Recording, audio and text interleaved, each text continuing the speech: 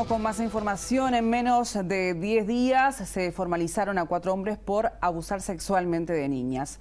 Vamos a compartir a continuación algunas de las características de estos casos. El pasado 13 de abril, la Fiscalía de Segundo Turno de la ciudad de Lascano, departamento de Rocha, formalizó un hombre de 43 años por abuso sexual especialmente agravado hacia su hijastra de 12 años. La fiscal que lideró el caso, Jessica Pereira, recibió una denuncia por parte de la madre de la niña. Rápidamente se activaron los protocolos de protección a la menor y la investigación arrojó que el hombre abusaba hace 4 años de la niña, quien ahora cursa un embarazo de 7 meses a raíz de las violaciones de su padrastro. A los 4 días apareció nuevamente un caso de violación a una menor en la ciudad de Mercedes. Se trató de un edil del Partido Nacional que fue formalizado por abusar sexualmente de su hijastra de 9 años. Quien también fue imputado fue el abuelo materno de la niña por reiterados delitos de atentado violento al pudor en régimen de reiteración real. Además, la madre de la menor fue acusada de un delito continuado de omisión de deberes inherentes a la patria potestad. A los pocos días, en Artigas, formalizaron con prisión preventiva a otro hombre de 38 años que abusaba sexualmente de una menor. En este caso, era de su propia hija de 11 años. A las pocas horas, en el mismo departamento, la Fiscalía dio cuenta de otro caso de abuso sexual. En esta oportunidad, un hombre abusaba de su hijastra.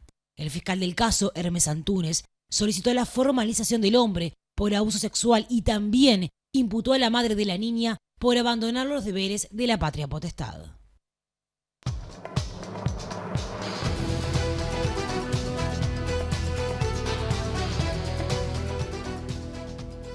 Y para abordar estos asuntos es que ya recibimos en BTV Noticias a la licenciada Fabiana Condon, integrante del Comité de Derechos del Niño del Uruguay. Licenciada, bienvenida, gracias por estar aquí. Gracias a ustedes. Ya da escalofrío solamente ver este tipo de episodios aquí en Uruguay, obviamente un país que no está ajeno a la realidad mundial. ¿Qué reflexión les merece al comité este tipo de hechos que se han reiterado o se han visibilizado más en los últimos tiempos? Sí, esto es lo que estamos planteando del Comité de Derechos del Niño junto con la Asociación Nacional de ONGs y la Red de Violencia, que estos hechos se están haciendo públicos, se están visibilizando estas situaciones, pero niños, niñas y adolescentes en nuestro país todos los años son muchos y muchas las que viven situaciones de abuso sexual muy graves y crónicas.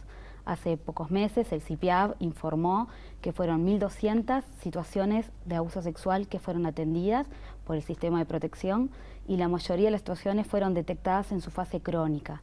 Entonces esto nos alerta que, por un lado, celebramos que los medios de comunicación de alguna manera estén tomando estos hechos tan graves, pero lo que nos importa es señalar que no son situaciones excepcionales, que están siendo situaciones que se repiten una y otra vez y que seguimos llegando tarde porque nos cuesta hablar de estos temas.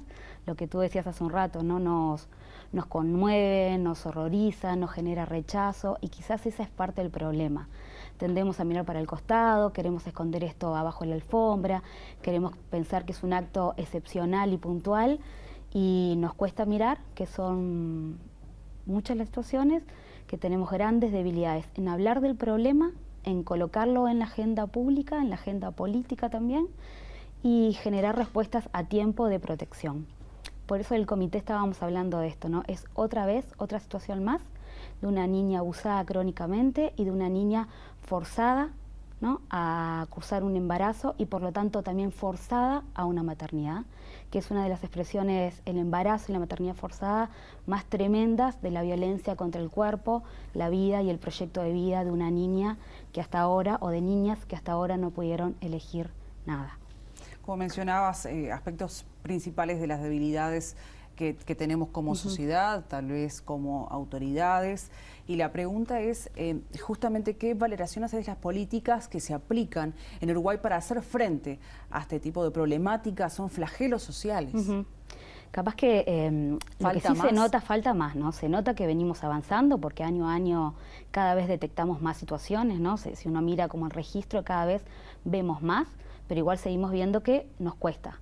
Nos cuesta porque llegamos tarde, porque llegamos con situaciones que son crónicas y además hay debilidades en las respuestas, sí también de detección y de protección, ¿no? Porque cuando estamos frente a una situación que se detecta de una situación de abuso y de un embarazo producto del abuso sexual, falló la detección a tiempo y falló la respuesta oportuna de la atención en salud para proteger la vida de esa niña. ¿Qué es lo que lleva a no Porque actuar? falta, ¿El miedo a no denunciar? Falta formación, falta que hablemos de estos temas, ¿no? Que le creamos a los niños cuando piden ayuda, falta formación para detectar los indicadores de abuso sexual o los indicadores de violencia, que muchas veces son a relato, aparecen los relatos y nos creemos, o aparecen otros indicios que pueden ser los indicios físicos, un embarazo en una niña, un retraso menstrual, lesiones, ¿no?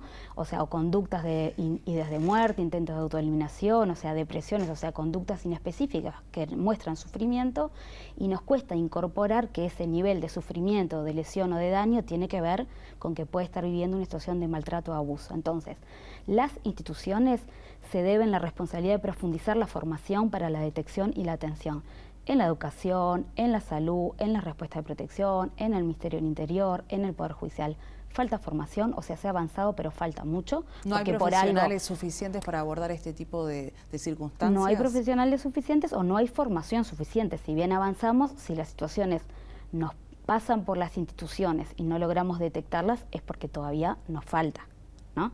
Porque no son chiquilines o chiquilinas que estén aisladas. O sea, si bien los abusadores o quienes maltratan generan las condiciones para amenazar, para coercionar, porque el abuso sucede adentro, sucede a puertas cerradas, sucede instaladas por lógicas de dominación y de coerción y de secreto extremas, esos niños y esas niñas en general no solo están adentro de las casas a merced del abusador, transitan por la comunidad, van al almacén, van a la escuela, van al centro de salud.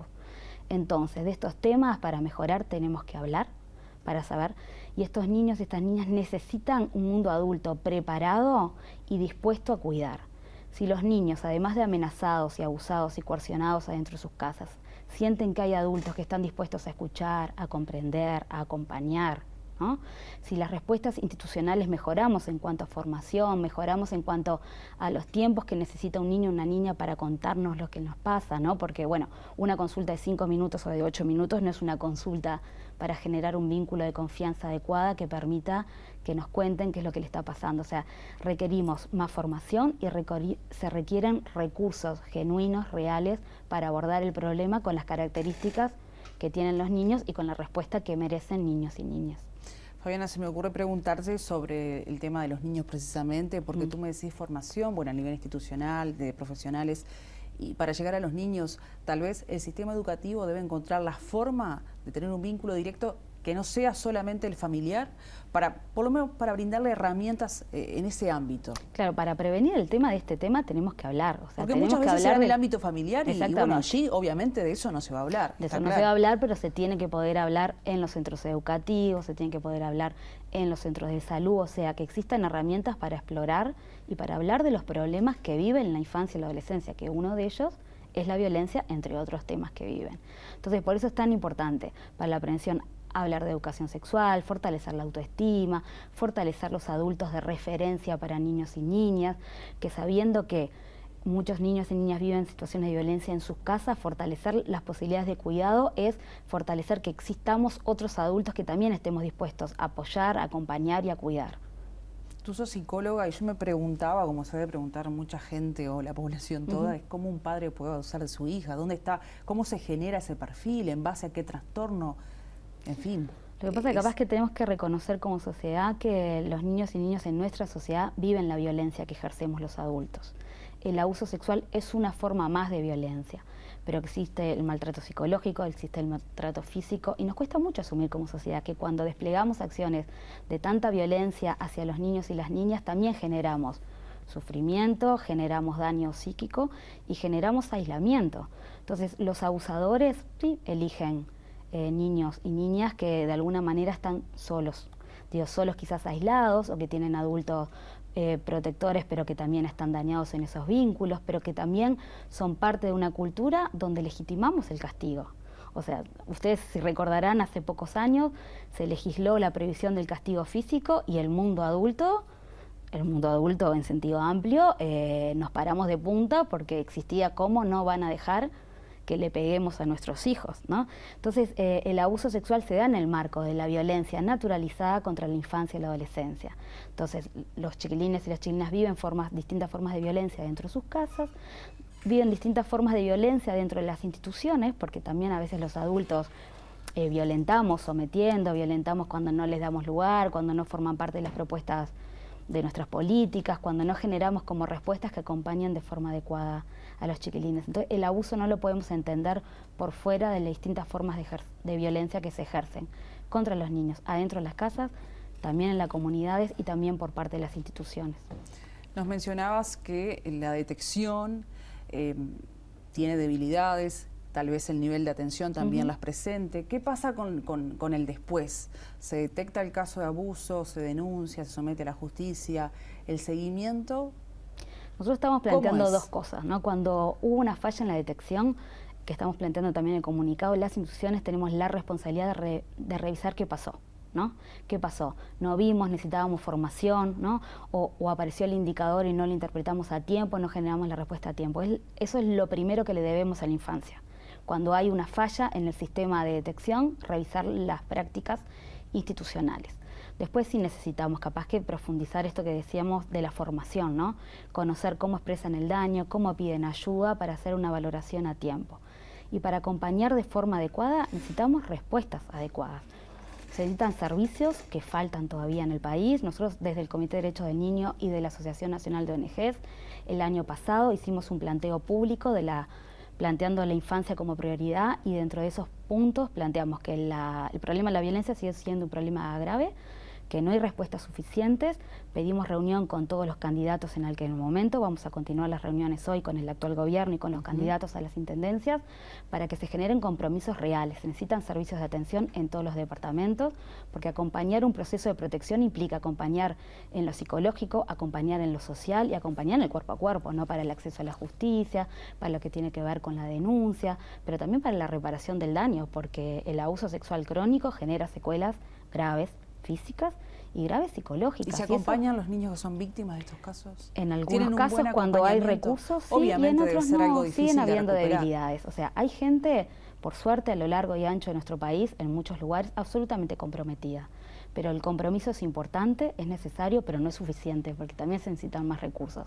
Y se necesitan recursos humanos, o sea, presupuesto genuino, que la salud tenga servicios de atención para la reparación del daño psicológico, porque estamos hablando de situaciones altamente traumáticas. Bueno, y el trauma, digamos, crónico requiere un acompañamiento sostenido, y eso es presupuesto, recursos humanos calificados. ¿Y qué recepción tuvieron de estas reuniones que tuvieron en su momento con candidatos? Ahora pretenden hacerlo con el actual gobierno, quienes deben ser los que toman las decisiones finales. ¿La recepción cuál fue? ¿Vieron voluntad de querer cambiar esta realidad? Nosotros creemos que la voluntad se traduce en recursos para la atención. Esperaremos en la asignación de presupuestos que realmente se revisen y existan servicios de atención psicosocial y legal para fortalecer la atención y el acceso a la justicia de los niños y niñas, que existan respuestas de acogimiento necesarias y oportunas cuando las situaciones son de alto riesgo y requieren protección, o sea, que se profundice la formación también de todos los sectores.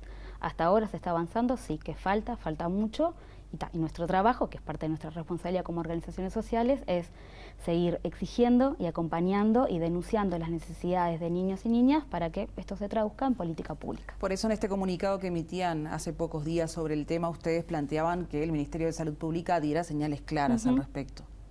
Eso es lo que estamos pidiendo, para este caso y para cualquier... Estamos como planteando capaz que dos cosas. Por un lado, nos parece importante que hablemos de estos temas, pero sí avanzar en hablar de la violencia hacia la infancia, pero haciendo un esfuerzo mayor en preservar la identidad de los niños y las niñas, porque en esta situación de alguna manera se expone públicamente la vida de esa niña, la vida de esa familia, y también se presiona la respuesta institucional, que entendemos que hay que cuidar. Entonces, hablemos de los temas cuidando la identidad de los chiquilines, cuidando la identidad de las niñas, porque bueno, en la comunidad se ven expuestas, estigmatizadas, señaladas. Entonces, quizás avanzar en esto de colocar estos temas, de reflexionar sobre ellos, de que los medios de comunicación también sea un espacio donde podamos hablar, reflexionar juntos, ¿no? Como reflexionar con la comunidad, también que reflexiona sobre esos temas, que sea un espacio para exigir. ¿Cómo llega la comunidad a ustedes o a la ayuda que necesita? ¿Cuál es el acercamiento en la práctica? Lo que estamos logrando en la práctica, o estamos viendo que los vecinos y las vecinas cada vez más, por ejemplo, denuncian anónimamente o a veces denuncian dando su nombre, ¿no? Que piden ayuda al 0800 50 50 DINAU, o que hacen llamadas a veces a las organizaciones sociales o que nos mandan mail planteando, me preocupa tal situación, en tal lugar veo esto. O sea, ahí estamos viendo un cambio de mayor sensibilidad, que los vecinos y las vecinas se hacen cargo, que la infancia y la adolescencia tiene derecho a protección, que los gurises a veces adentro de sus casas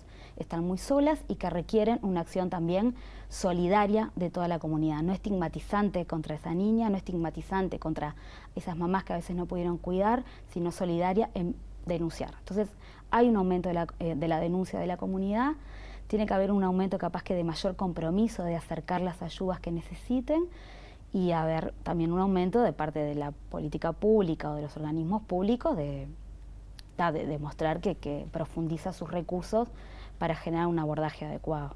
Fabiana, respecto al ámbito jurídico, en lo que tiene que ver con las leyes vigentes, ¿le parecen suficientes al momento para penar a aquellas personas que cometen abuso sexual infantil? Las leyes están siendo suficientes, si bien se puede empezar en alguna revisión de los delitos sexuales, son suficientes. Lo que pasa es que las leyes sin política pública que acompañan la prevención, que acompañan la atención, las leyes sin un sistema de justicia formado en lo que tiene que ver con los derechos de infancia y adolescencia, sin abogados y abogadas formadas disponibles para acompañar el proceso de atención y de protección que implica conocer ese niño, esa niña, conocer su situación, representar sus derechos, sus intereses y su opinión, bueno, tiene sus fortalezas, pero sigue teniendo sus debilidades. Entonces sí creemos que hemos avanzado mucho porque hoy estamos sentadas acá y pudiendo, lamentablemente, ver públicamente estas 4 situaciones de las muchas otras, pero hace unos años eso no pasaba, pero tenemos que seguir porque tenemos un compromiso con la infancia y la adolescencia de seguir hablando más de estos temas con mayor sensibilidad y apostar a que se profundicen las respuestas. Por el bien de nuestros niños, niñas y adolescentes, ojalá que esta realidad cambie. Entonces, Sí, muchas claro gracias que por sí. estos minutos con A BTV ustedes. Noticias, Fabiana. Es momento de una pausa en esta edición central, venimos enseguida.